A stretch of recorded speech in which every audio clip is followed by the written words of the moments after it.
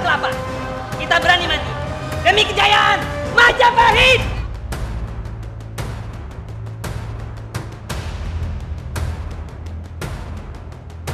Perkembangan Kemaharajaan Majapahit bermula di Trowulan pada abad ke-13, kemudian mengembangkan pengaruhnya atas Kepulauan Nusantara hingga surut dan runtuh pada awal abad ke-16.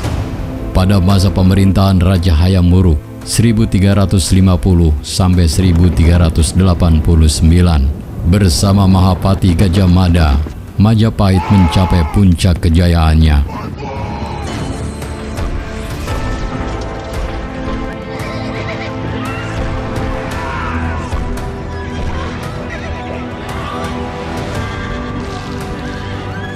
Untuk menyimak selengkapnya, silakan klik tombol subscribe dan nyalakan tombol loncengnya agar Anda mendapatkan notifikasi video terbaru dari kami secara gratis.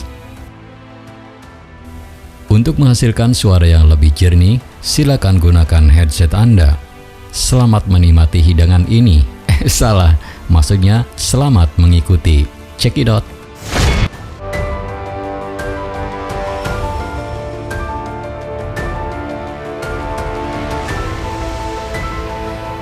Menurut Kakawin Nagara Kertagama Pupuk ke-13-15, daerah kekuasaan Majapahit meliputi Sumatera, Semenanjung Malaya, Kalimantan, Sulawesi, Kepulauan Nusa Tenggara, Maluku, Papua, Tumasik atau Singapura, dan sebagian kepulauan Filipina. Sumber ini menunjukkan batas terluas sekaligus puncak kejayaan Kemaharajaan Majapahit.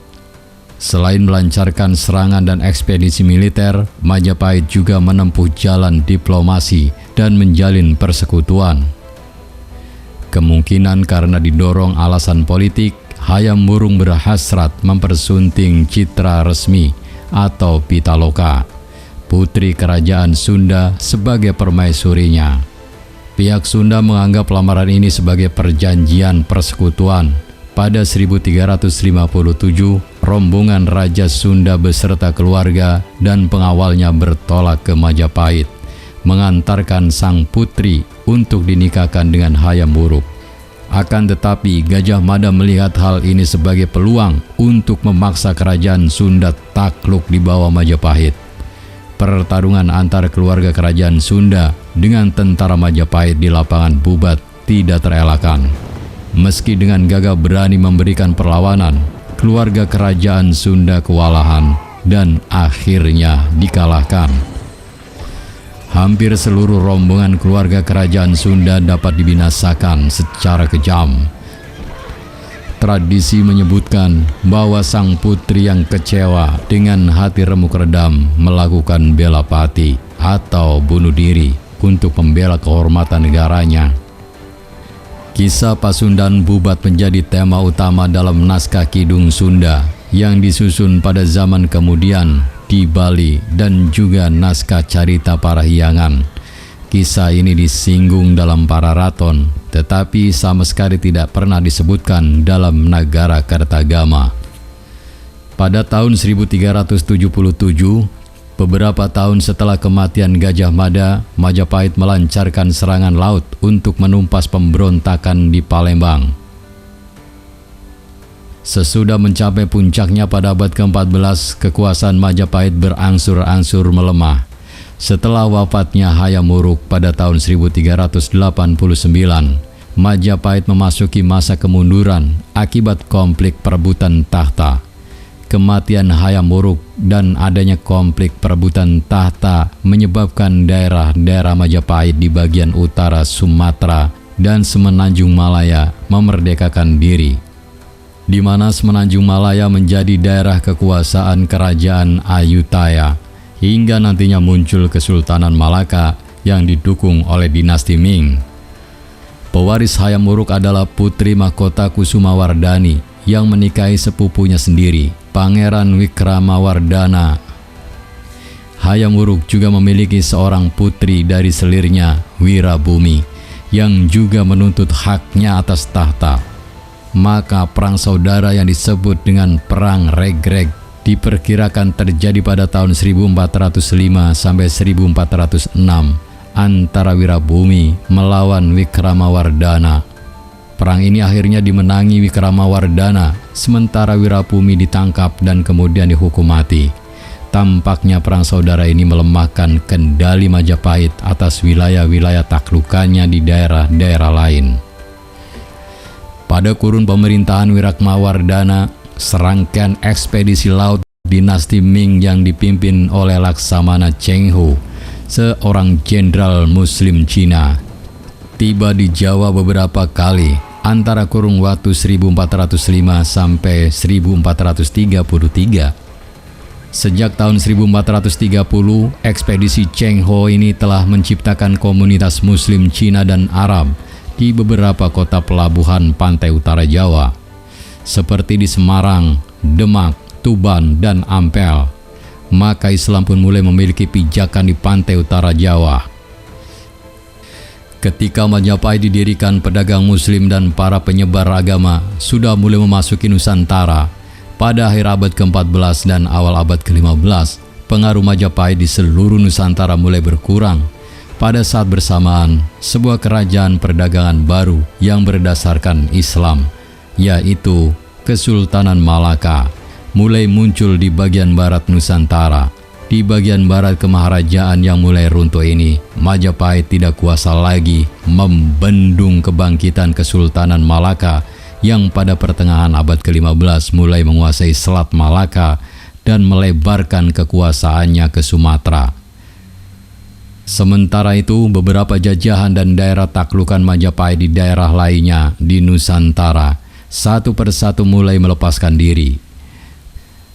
Pada masa pemerintahan Wikramawardhana, daerah kekuasaan Majapahit di Pulau Sumatera hanya tinggal Indragiri, Jambi, dan Palembang. Sebagaimana ditulis pada catatan Yingye Senglan, ciptaan Ma Huan, salah satu penerjemah Laksamana Cheng Ho. Dan setelah kematian Wikramawardhana dan masa pemerintahan penerusnya, daerah Indragiri diberikan kepada Mansur Shah dari Malaka sebagai hadiah pernikahannya dengan putri Majapahit yang semakin mengurangi kendali Majapahit di Sumatera. Wikramawardhana memerintah hingga tahun 1426 dan diteruskan oleh putrinya Ratu Suhita yang memerintah pada tahun 1426 sampai 1447. Ia adalah putri kedua Wikramawardhana dari seorang selir yang juga putri kedua Bre Wirabumi pada 1447. Suhita mangkat dan pemerintahan dilanjutkan oleh Kertawijaya, adik laki-lakinya. Ia memerintah hingga tahun 1451. Setelah Kertawijaya wafat, Bre Pamotan menjadi raja dengan gelar Raja Sawardhana, memerintah di Kahuripan. Ia wafat pada tahun 1453 Masehi. Terjadi jeda waktu 3 tahun tanpa raja akibat krisis. Pewarisan tahta antara putra Raja Sawardhana dengan Giri Sawardhana, adik Raja Sawardhana putra Kertawijaya. Giri Sawardhana menang dan naik tahta pada tahun 1456. Ia kemudian wafat pada tahun 1466 dan digantikan oleh Suraprabawa atau Singhawikramawardhana, adiknya, anak bungsu dari Kertawijaya. Kemudian pada tahun 1468, Bre Kertabumi putra bungsu Raja Sawardhana memberontak terhadap Singhawikramawardhana. Setelah mengalami kekalahan dalam perebutan kekuasaan dengan Bre Kertabumi, Singhawikramawardhana melarikan diri ke pedalaman di daerah Kelingdaha, bekas ibu kota kerajaan Kediri. Setelah Singhawikramawardhana meninggal, ia digantikan oleh putranya Ranawijaya. Pada tahun 1474, Ranawijaya mengalahkan Kertabumi dengan memanfaatkan ketidakpuasan umat Hindu dan Buddha atas kebijakan Bre Kertabumi serta mempersatukan kembali Majapahit menjadi satu. Hal ini diperkuat oleh prasasti Trailokyapuri atau Ciu dan Petak. Ranawijaya mengaku bahwa pada tahun 1474 ia telah mengalahkan Kertabumi. Ranawijaya kemudian memindahkan ibu kota Majapahit ke Daha dan memerintah pada kurun waktu 1474 hingga 1498 dengan gelar Girindrawardhana hingga ia digantikan oleh Patih Udara. Akibat konflik dinasti ini, Majapahit menjadi lemah dan mulai bangkitnya kekuatan kerajaan Demak.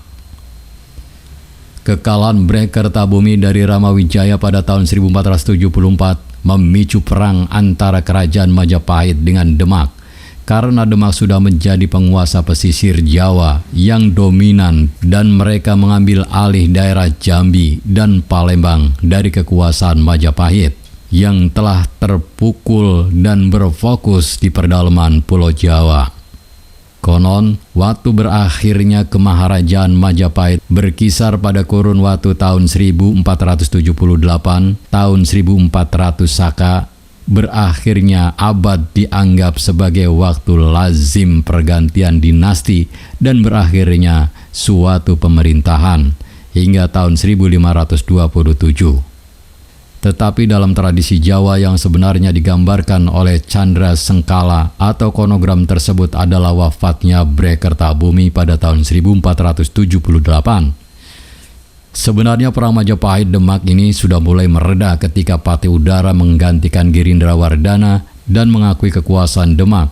Tetapi peperangan berkecamuk kembali ketika Patih Udara meminta bantuan Portugis untuk mengalahkan Demak. Sehingga pada tahun 1527, Demak melakukan serangan ke Daha yang mengakhiri sejarah Majapahit. Dengan jatuhnya ibu kota Daha yang dihancurkan oleh Demak pada tahun 1527, pada awal abad ke-16, kekuatan kerajaan Demak akhirnya mengalahkan sisa-sisa Majapahit dan menjadi akhir dari kerajaan Majapahit. Catatan sejarah dari Tiongkok, Portugis, Tom Fyers, dan Italia Antonio Pigafetta mengindikasikan bahwa telah terjadi perpindahan kekuasaan Majapahit dari tangan penguasa Hindu ke tangan Patih Unus, penguasa dari Kesultanan Demak antara tahun 1518 dan 1521 Masehi. Sisa-sisa keluarga Majapahit keturunan Girindrawardhana kemudian melarikan diri ke daerah Panarukan atau Blambangan sekarang, daerah Kabupaten Banyuwangi. Abdi istana, seniman, pendeta, dan anggota keluarga kerajaan mengungsi ke Pulau Bali. Demak memastikan posisinya sebagai kekuatan regional dan menjadi kerajaan Islam pertama yang berdiri di tanah Jawa. Saat itu, setelah keruntuhan Majapahit, sisa kerajaan Hindu yang masih bertahan di Jawa hanya tinggal kerajaan Pasuruan, Panarukan, Blambangan di ujung timur, serta kerajaan Sunda yang beribu kota di Pajajaran di bagian barat. Perlahan-lahan Islam mulai menyebar seiring mundurnya masyarakat Hindu ke pegunungan dan ke Bali. Beberapa kantung masyarakat Hindu Tengger hingga kini masih bertahan di pegunungan Tengger, kawasan Bromo dan Semeru. Demikian kisah kejayaan dan kemunduran kerajaan Majapahit. Saya yakin Anda memiliki pendapat yang berbeda. Oleh karena itu, jika ada perbedaan atau ingin melengkapi, silakan tulis di kolom komentar dengan bijak. Mohon maaf apabila ada kekeliruan. Terima kasih telah menyimak video ini sampai selesai. Jangan lupa bantu kami dengan cara klik tombol subscribe, like, komen, dan share sebanyak-banyaknya. Ingat, tetap maduluran, aja pada tukaran. Bye-bye.